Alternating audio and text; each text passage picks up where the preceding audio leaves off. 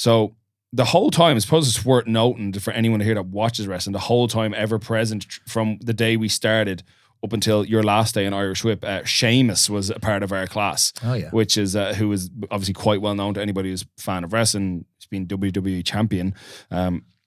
So I think he was probably somebody that could have probably realistically gotten away with a lot of things we couldn't, just because from day one, he was a big lad, big muscular dude, you know what I mean? So even if he wasn't making the best calls in the ring or wasn't the most naturally athletic, he could mask a lot of it behind, but he looks like he looks like his offense is good. He looks like he could beat you up, you know what I mean? Whereas we were fucking two little skinny teenagers, or skinny fat in your case, you know? skinny fat, spare tire.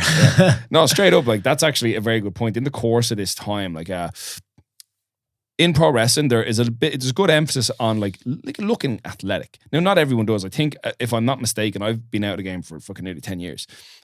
There's a good emphasis put on being athletic looking, though as time has gone on, they're kind of a bit more accepting of all shapes and sizes. Yeah. As is always. But generally, it's if you're a male, I knew you said lifter. If you're a male wrestler. You said lifter earlier on, I didn't correct you. Oh, my You apologies. said lightweight lifter referring to Amazing Red. Lightweight wrestler. It's been a while, man. It's been a long time for me. I know. But like in any case, bigger is generally better. Whatever way it's going to be. If you're going to be a big fat lad, be big. You know what I mean? If you're going to be in shape, be in shape.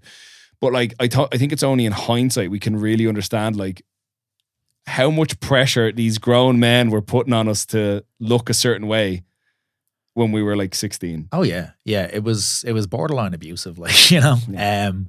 I remember there was one occasion we had a big meeting before a gym show. We used to just run small shows to get some experience. Wars. Yeah, gym wars, that's what they were called. But it was in the gym that we finally settled on was in Baldoyle, not too far from where I live now. And I'm just slowly giving your listeners my address here. Yeah, they're like circling in, like they're honing in on your location. Yeah, you know, triangulating. If they look at like your tagged posts on Instagram or something, they'll eventually be like, oh, he lives here. So we had this gym in Baldoyle and we used to charge people like a $5 in, and it was just standing room only. There was no real like production put into it. We used to get changed in the gym and then carefully or quietly walk around the corner to the alleyway and then run in the same shutter as the crowd came in for our glamorous entranceway. But we had a meeting before one of these shows before, and I can't remember what the overall theme of the meeting was. I think it was just we're all shit. Yeah, we're all crap, you know. Simon wants to just air his grievances with a bunch of children who are making him money. And he, for whatever reason, like he just turned to me at about just past the halfway point of the meeting. And he just like, I'll never forget it. I was sitting at the bottom corner of the ring and he was on the opposite, not even the opposite, but like to the left-hand side of me, and he's sitting on the top. So he's like really looking down at me and he goes something along the lines of, and you're too fucking fat. And I was just dumbfounded. And I don't know, maybe I'm misremembering this, but the whole room just went silent. Yeah.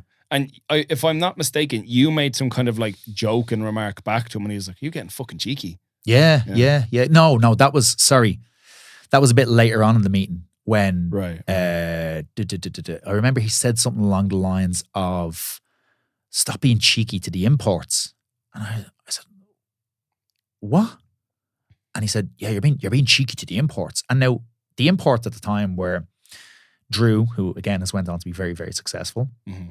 Jay, who was less successful, a guy called Jay Phoenix, and a guy called Charles Boddington, who was like a manager. And they were all Scottish. They were all from the Glasgow area of Scotland, a promotion called BCW. And I thought that I had a really nice rapport with them. I'd wrestled all of them. I'd been involved in segments with all of them. And we got along really well. And I don't know if it was like he picked up an interaction that we had wrong, or he observed something, or they had said something. But I remember I said it to them afterwards. They were like, no, we really like you. I don't know what he's talking about.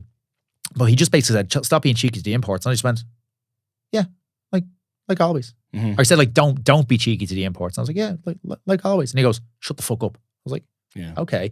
But before that, he had thrown the jibe at me of like, you're too fucking fat. Spare tire. No, that was later on. That was how he ended the meeting. So right, get rid of the spare tire. Yeah.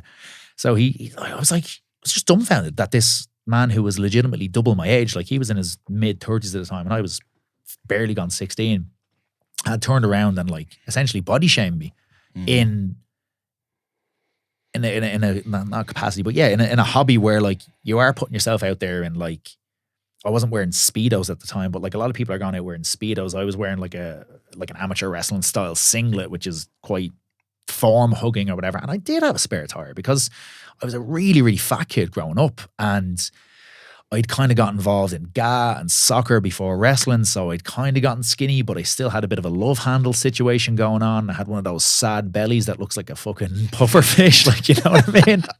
No, like, don't get me wrong, like, Sad belly. 34-year-old me acknowledges that 16-year-old me looked fucking pathetic, but if I met 16-year-old me in the street, I wouldn't say it to them, you know? Yeah. Like, you have to discover that stuff yourself. I